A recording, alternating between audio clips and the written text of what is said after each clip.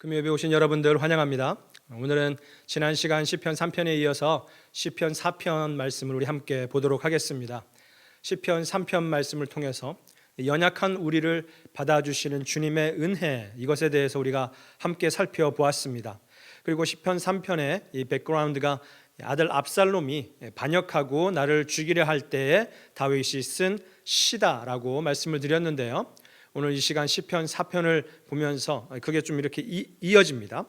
그래서 이때에, 이러한 위기 때에 다윗이 하나님께 간절한 기도를 드립니다. 그리고 이 기도를 통해서 큰 힘을 얻습니다. 우리 시편 4편 1절 말씀 제가 읽겠습니다. 내 의의 하나님이여, 내가 부를 때에 응답하소서.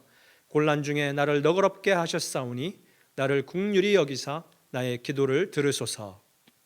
이런 어려울 때에 다윗은 하나님께 기도합니다. 그럼 이제 하나님께서 그 기도에 응답하시는 것이죠.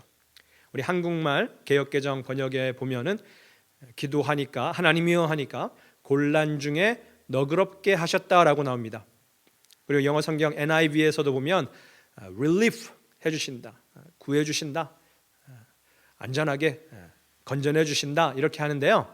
그런데 이 말을 원어 성경으로 이렇게 보니까 사실 진짜 의미는 어려운 가운데에서 enlarge 한다, extend 하게 해주신다. 무슨 말일까요? 더 크게 만들어 주신다, 확장시켜 주신다, 이런 말을 하고 있습니다. 놀랍습니다. 그러니까 이 말씀을 보면 진정한 회복이라는 것이 무엇인가, 다시 말해서 성경이 말하는 회복은 무엇인가를 우리는 깨달을 수가 있습니다. 우리는 보통 회복한다 하면 나쁜 일을 당하기 전에 그 원래의 상태로 돌아가는 것, 이게 회복이라고 생각합니다.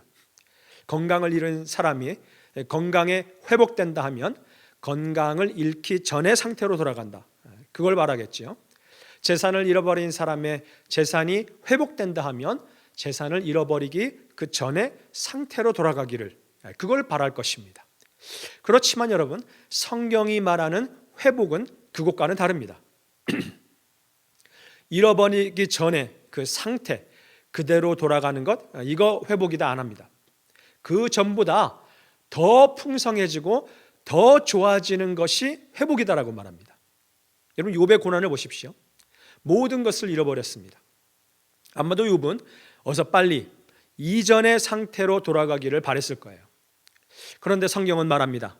욥기 42장 12절에 보면 여호와께서 욥의 말년에 복을 주사 처음 복보다 더하게 하시니 그가 양 1만 4천과 약대 6천과 소 1천결이와 암나귀 1천을 두었고 라고 말합니다. 두 배의 복으로 더 큰 복을 욥에게 주신다라는 말이죠.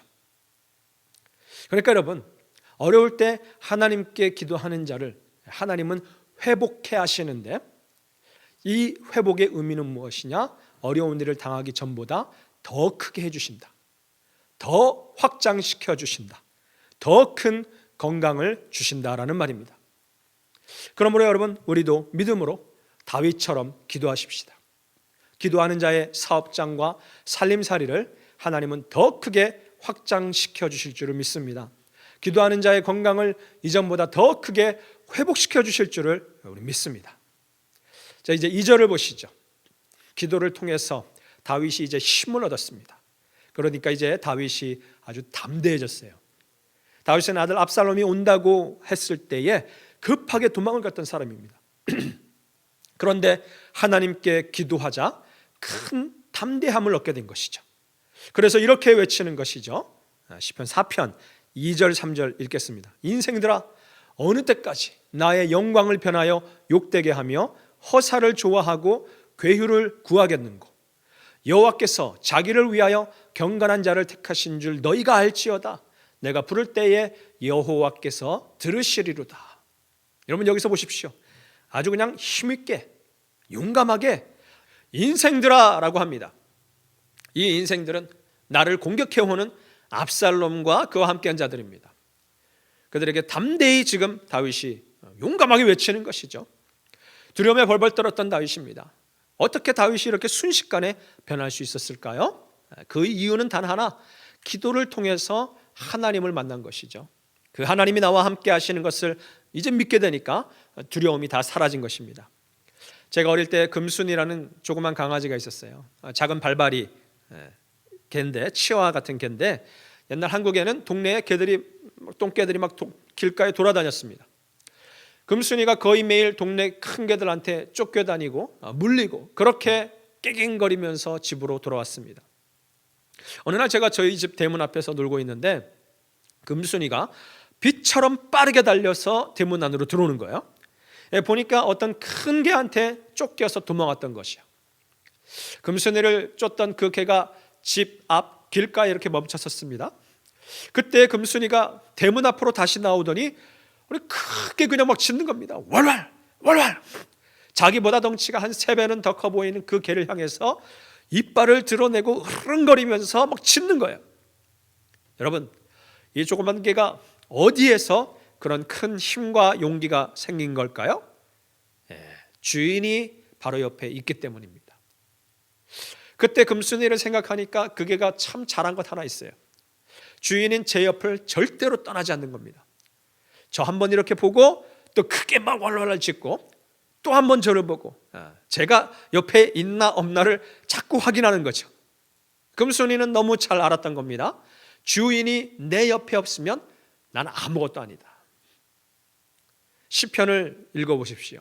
다윗이 가장 자주 외치는 말이 하나 있습니다. 그것은 바로 하나님이여라는 겁니다. 하나님이여, 하나님이여 나와 함께 하소서. 내가 주님을 신뢰합니다. 다윗은 알았던 것이죠. 하나님께서 나와 함께 하지 않으시면 나는 큰일 난다.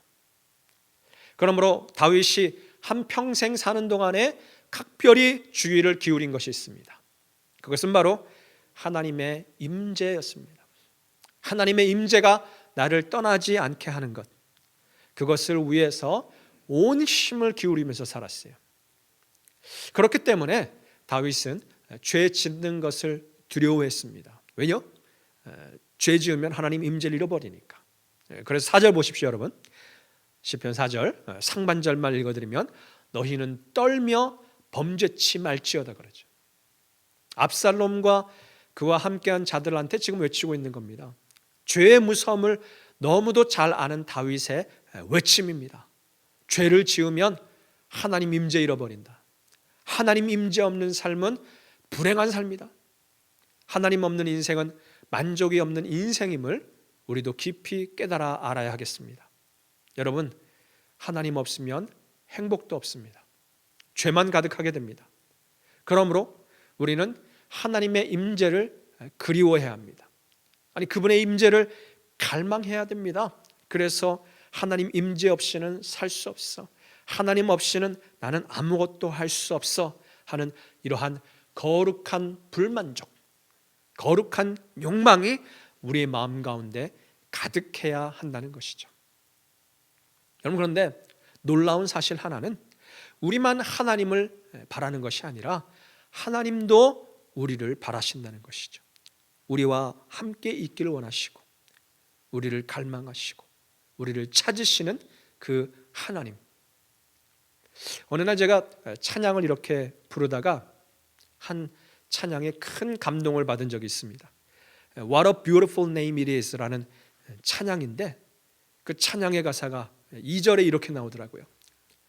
You didn't want heaven without us. 우리 없는 그 천국, 그 하늘을 주님 원하지 않으셨지요. So Jesus, you brought heaven down. 그래서 예수님, 당신께서 그 하늘을 이 땅 가운데로 가지고 오셨어요. My sin was great. 나의 죄는 너무도 컸습니다만 Your love was greater. 당신의 사랑은 그것보다 더 크고 위대하셨습니다. What could separate us now? 그 무엇이 우리를 갈라놓을 수 있겠습니까? 이러한 하나님의 사랑을 우리가 받고 있는 것입니다. 우리 없이는 살 수 없으시다 하시며 이 땅 가운데로 인간의 몸을 입고 오신 우리 주 예수 그리스도, 나 없는 천국을 원하지 않으시는 하나님, 우리를 지으시기 전까지 우리를 만나시기 전까지는 결코 안식할 수 없다 하시는 우리 하나님, 그러므로 우리의 마음도 우리 주님과 똑같아야 되지 않겠습니까? 여호와 우리 주여, 주의 이름이 온 땅에 어찌 그리 아름다운지요. 이런 좋으신 하나님의 이름을 아름답다 바라보며 찬양하는 시편 8편 1절의 말씀이었습니다.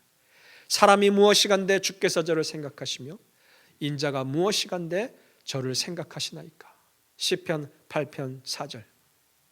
이러한 마음으로 주님 바라보며 이런 찬양의 고백, 감격의 고백을 주님께 드리는 것이죠. 다윗은 이러한 하나님의 임재를 잃어버리지 않기 위해서 열심히 힘을 기울인 것이 있습니다. 그것이 무엇이었다고요? 죄를 짓지 않는 것이었죠. 그래서 다윗은 하루가 끝난 자리에 누울 때면 하루를 반성하며 매일 밤을 이렇게 보냈습니다. 고요한 가운데 자신의 마음을 살펴보았던 것이죠. 4절 말씀 보시겠습니다. 하반절에 자리에 누워 심중에 말하고 잠잠할지어다. 그렇죠. 이 구절은 두 개의 명령어로 이렇게 나뉘어져 있습니다. 첫 번째는 너의 마음과 이야기하라라는 말이고, 원어로 이렇게 보면 그 뜻이 첫 번째는 너의 마음과 이야기해봐라, 두 번째는 잠잠하라, 고요하라, 이렇게 됩니다. 그러면 첫 번째로 보면 너의 마음과 이야기하라, 나 자신의 마음과 이야기를 나누라라는 것이죠. 너 오늘 그 일 했는데 그거 진짜 진심으로 잘한 거냐? 혹시 거짓으로 한 거 아니야? 진짜로 하나님 사랑해서 한 거야? 아니면 다른 사람들한테 잘 보이려고 한 거야? 오늘 행했던 모든 일들의 진짜 동기가 무엇이었는지를 내 마음에게 묻는 것이죠. 여러분, 왜 이것을 나의 마음에게 묻습니까? 우리의 몸은 오장육부부터 이목구비까지 사실 아무런 죄도 짓지 않습니다. 만약 우리가 어떤 잘못을 저지른다면 문제는 이런 신체 기관에서 시작되는 것이 아니고 바로 우리 마음에서 시작되는 것이죠. 그러므로 이 마음이 우리의 모든 행위의 옳고 그름을 결정하는 것입니다.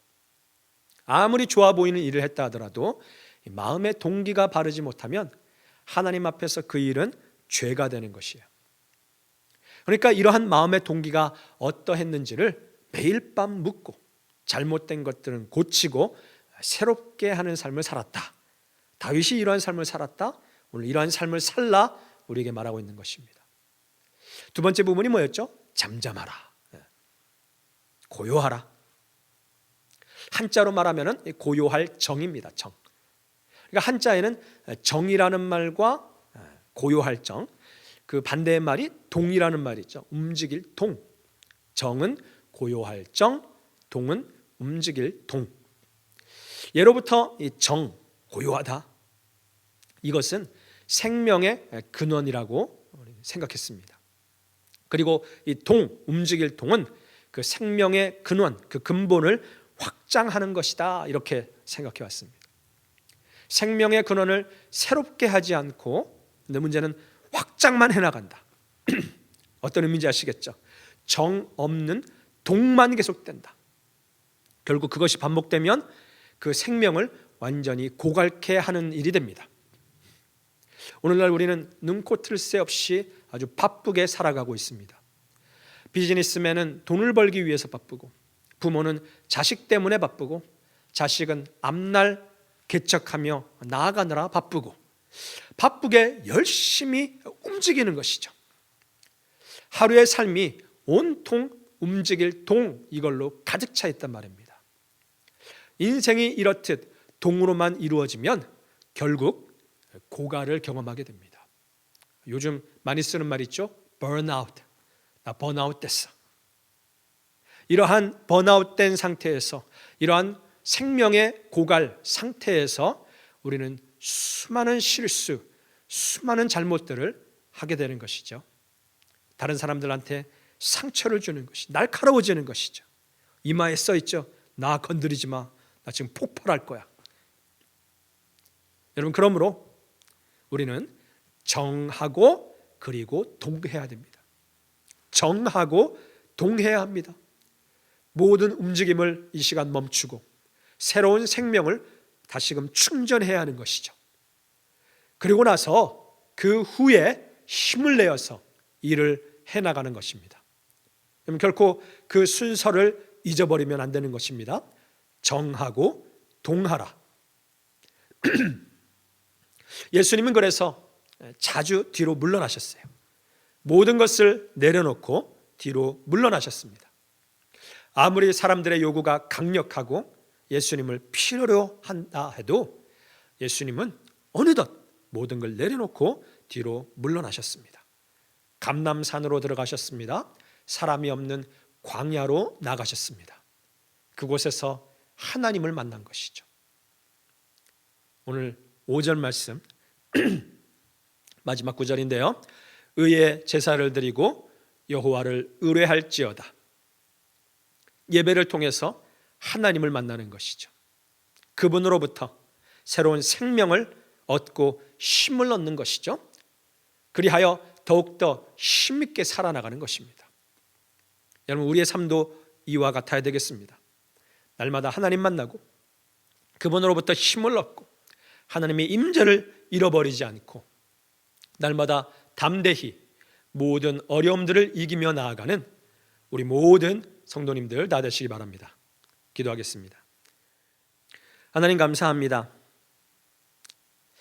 하나님은 날마다 만나고 하나님의 임재 가운데 사는 우리 되게 하여 주시옵소서.